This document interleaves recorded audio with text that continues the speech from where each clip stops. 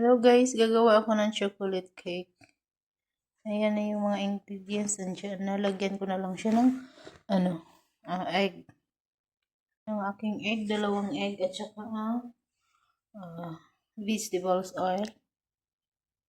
Na 1 cup of cold water. Ayan.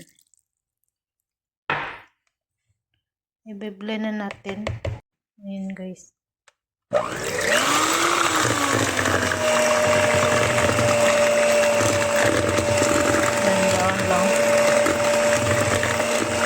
Ito na, very smooth na siya. Lagay na natin sa baking pan. At i-oven na natin. Cake natin yung iba.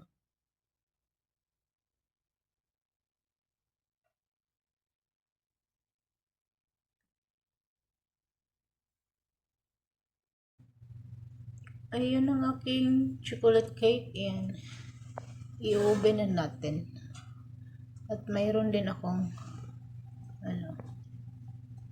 kunting cupcake.